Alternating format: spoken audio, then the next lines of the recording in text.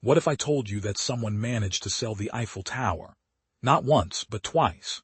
This is the incredible story of Victor Lustig, quite possibly the most audacious con artist in history. In 1925, Paris was a city recovering from World War I. The iconic Eiffel Tower, already 36 years old, was becoming expensive to maintain. This detail caught the eye of Victor Lustig, a smooth-talking, Czech-born con man who saw an extraordinary opportunity. Lustig began by scanning newspapers until he found what he needed: articles discussing the tower's maintenance costs. He then crafted fake government credentials and invited 6 prominent scrap metal dealers to a confidential meeting at the luxurious Hotel de Crillon. "Gentlemen," Lustig announced to the group, "the city can no longer afford to maintain the Eiffel Tower. Rather than let it fall into disrepair, we've decided to sell it for scrap." The dealers were stunned. Lustig explained that the matter was sensitive, hence the secrecy. He then took them to inspect the tower, answering questions with remarkable detail.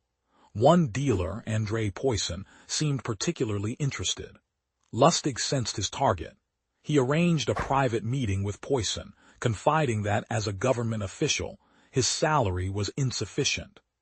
Poisson, understanding this implied request for a bribe, felt more confident. After all, corrupt officials were common in 1920s Paris. Poisson paid Lustig 70,000 francs for the tower, plus a substantial bribe.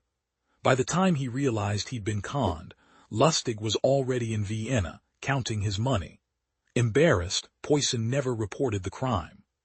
Amazingly, Lustig returned to Paris a month later and attempted the same scam with different dealers. This time, his target checked with the authorities before paying, forcing Lustig to flee to America. But his legend was born: the man who sold the Eiffel Tower twice. Lustig continued his criminal career in America, even conning Al Capone at one point. He carried a business card reading "Count Victor Lustig, professional scammer."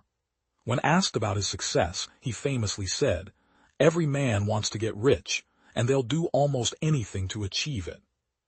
He was finally caught in 1935 for counterfeiting, and sentenced to 20 years in Alcatraz. He died in prison in 1947, but his audacious scheme secured his place in criminal history.